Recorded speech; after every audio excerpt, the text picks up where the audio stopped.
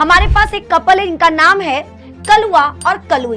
अब इनके पास है 5 बच्चे और अब ये बच्चा नहीं चाहते, गर्भधारण को रोकती है। अगर कोई दंपत्ति अब बच्चा बिल्कुल नहीं चाहता तो वो इस तकनीक का, इस विधि का इस्तेमाल करता है कि फीमेल का जो ये फैलोपियन ट्यूब है इसको दोनों तरफ से काट करके बांध देना ताकि शुक्राणु और अंडाणु मिल ना पाए, क्योंकि बच्चा तभी होगा जब शुक्राणु और अंडाणु मिलेंगे। अगर हम उन दोनों को मिलने ही नहीं देंगे तो संतान नहीं होगा। शुक्राणु बनना नहीं रुकेगा, शुक्राणु बनेगा वृषण के अंदर, लेकिन शुक्राणु महिला के शरीर में नहीं जा पाएगा। आज हम एक बहुत ही ज्यादा इंपॉर्टेंट टॉपिक पर बात करने वाले हैं। वो टॉपिक है नसबंदी। हाँ, आधे लोग सोच रहे होंगे कि मैम ये क्या बताने वाली हैं, मैम कितने गंदे शब्दों को बोर्ड पर लिखी हुई हैं। लेकिन आपको बता दें, बहुत सारे ऐसे लोग हैं जिनको इसके बारे में जानकारी नहीं है, जिस वजह से वो कई सारे गलत रास्तों में फंस जाते हैं, कई सारे गलत कदमों को उठा लेते हैं। तो आपसे एक छोटा सा रिक्वेस्ट है कि आपका 10 मिनट आपको एक नई चीज सिखा सकता है, और इस वीडियो को हर ग्रुप में हर एक दोस्त को शेयर करो, चाहे वो मैथ का बच्चा हो, बायो का हो या फिर कोई भी हो, उन तक इस वीडियो को जरूर शेयर करें ताकि उन्हें भी पता चल सके आखिर नसबंदी किसे कहते हैं और ये होता क्या है। तो मेरे दोस्त, हम एक एग्जांपल से समझते हैं। मान लो हमारे पास 2 कपल है, हमारे पास एक कपल है, इनका नाम है कलुआ और कलुई। अब इनके पास है 5 बच्चे और अब ये बच्चा नहीं चाहते। याद रखिएगा, इनके पास 5 बच्चे हैं और अब ये बच्चा नहीं चाहते, और इनका है कि अब हमें कभी बच्चा नहीं चाहिए। तो इनसे डॉक्टर पूछता है क्या आप आगे बच्चा चाहते हो या कभी भी बच्चा नहीं चाहते?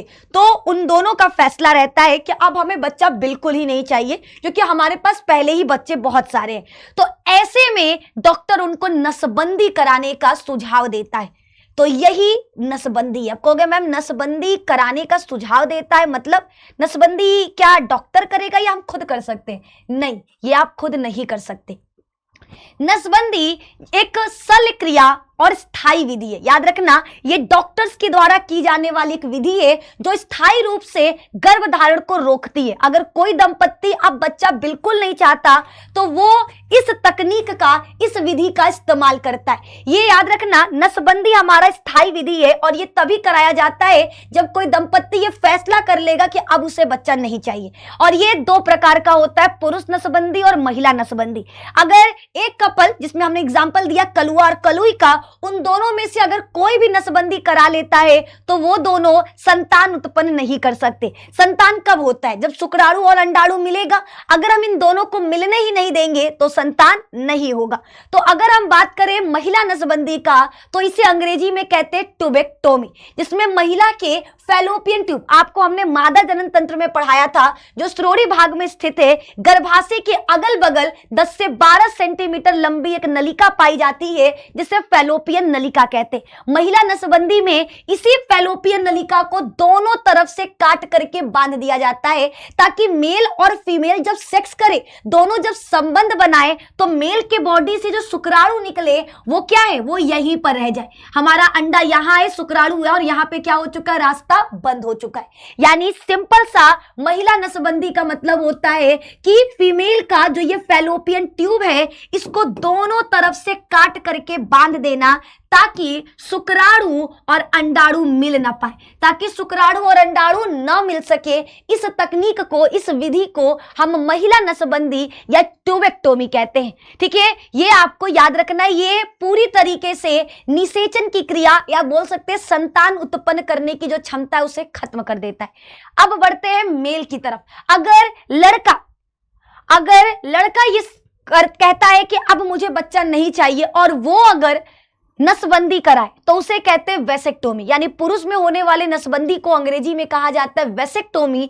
इसमें पुरुष के शुक्रवाहिनी, जो शुक्राणु को अधिवृषण से लेकर जाता है रसखलन नलिका तक, उसे ही काट करके बांध दिया जाता है। क्योंकि देखो, शुक्राणु हमारा बनता है वृषण के अंदर, ठीक है। बनने के बाद हमारा शुक्राणु शुक्रवाहिनी से होता हुआ मूत्रवाहिनी पहुंचता है और मूत्र नलिका से बाहर की तरफ निकलता है। अगर हम शुक्राणु को बाहर ही नहीं जाने दे तो बच्चा होगा, क्योंकि बच्चा तभी होगा जब शुक्राणु और अंडाणु मिलेंगे। अगर हम उन दोनों को मिलने ही नहीं देंगे तो संतान नहीं होगा। तो पुरुष नसबंदी में मेल के किसे भैया? तो याद रखना, मेल के शुक्र वाहिनी को दोनों तरफ से काट करके बांध दिया जाता है। इसी को हम पुरुष नसबंदी कहते हैं। इसी को क्या कहते हैं? पुरुष नसबंदी कहते हैं। इसमें शुक्राणु तो बनेगा, लेकिन शुक्राणु अंडे तक नहीं पहुंच पाएगा और संतान नहीं होगा। तो ये दोनों आपको याद रखना है। हमने आपको एक छोटे से वीडियो में कोशिश किया है कि आपका जो डाउट है पुरुष नसबंदी और महिला नसबंदी को लेकर उसे क्लियर कर सके। ठीक है, एक बार छोटा सा क्विक रिवीजन करते हैं। नसबंदी यह एक शल्य स्थायी विधि है। ये डॉक्टर्स के द्वारा की जाने वाली एक विधि है और बहुत ही सावधानी से करना होता है। ये कोई भी नहीं कर सकता है, वही डॉक्टर करेगा जिसके पास एक्सपीरियंस होगा। वो डॉक्टर इसको सही तरीके से कर सकता है, क्योंकि एक छोटी सी गलती पूरे जीवन तक पछतावा के लिए कारण बन सकता है। इसीलिए इसे बहुत ही समझदारी से और एक सही डॉक्टर से ही करवाना है। अब ये कौन कराता है? ऐसे दंपति जिन्हें अब संतान नहीं चाहिए, वही दंपति इस विधि का इस्तेमाल करते हैं। ये दो प्रकार का होता है, महिला नसबंदी और पुरुष नसबंदी। ठीक है, महिला नसबंदी में महिला के फैलोपियन ट्यूब जो 10 से 12 सेंटीमीटर लंबी नलिका है, उसे दोनों तरफ से, याद रखिएगा, दोनों तरफ से काट करके बांध दिया जाता है, ताकि संभोग के बाद अगर शुक्राणु महिला के शरीर में भी आए तो वह अंडे तक नहीं पहुंच पाएगा। ठीक है, वो अंडे तक नहीं पहुंच पाएगा। इस विधि को महिला नसबंदी कहते हैं। क्या कहते हैं? महिला नसबंदी कहते हैं। दूसरा बच्चा हमारे पास है, नेक्स्ट हमारे पास है पुरुष नसबंदी। अगर पुरुष को संतान नहीं चाहिए तो वो पुरुष नसबंदी कराता है, जिसमें पुरुष अपने शुक्रवाहिनी को दोनों तरफ से काट करके बांध देता है। शुक्रवाहिनी वही नलिका है जो शुक्राणु को अधिवृषण से हमारे मूत्रवाहिनी तक लेकर जाती है। अगर उसे ही काट करके बांध देंगे तो शुक्राणु बनेगा। याद रखिएगा, शुक्राणु बनना नहीं रुकेगा, शुक्राणु बनेगा वृषण के अंदर, लेकिन शुक्राणु महिला के शरीर में नहीं जा पाएगा। जब मेल और फीमेल सेक्स करेंगे तो मेल के बॉडी से जो वीर्य निकलेगा, सफेद रंग का दूधिया पदार्थ निकलेगा, उसमें शुक्राणु मौजूद नहीं होगा, क्योंकि शुक्राणु मूत्रवाहिनी तक पहुंच ही नहीं पा रहा। शुक्रवाहिनी को काट करके बांध दिया गया। अब ऐसे में सवाल होगा कि मैम शुक्राणु बनने के बाद क्या होंगे? शुक्राणु बनने के बाद 3 दिन तक जीवित रहेंगे, उसके बाद ये अपने आप ही मर जाएंगे, और जब वो मरेंगे तो इनके द्वारा उनको अवशोषित कर लिया जाता है। शुक्रवाहिनी क्या करती है? उनको अपने अंदर अवशोषित कर लेती हैं, और ये हमारा कंप्लीट हो चुका। यहां पर हमने एक छोटे से वीडियो में आपको मेल और फीमेल दोनों में होने वाले नसबंदी को हमने बता दिया। दोनों याद रखिएगा। पुरुष नसबंदी को वैसेक्टोमी कहते हैं, जिसमें शुक्रवाहिनी को दोनों तरफ से काट करके बांध देते हैं, और महिला नसबंदी को ट्यूबेक्टोमी कहते हैं, जिसमें महिला के फैलोपियन ट्यूब को दोनों तरफ से काट करके बांध दिया जाता है। और इस तरीके से ये हमारा पूरी तरह कंप्लीट हो चुका।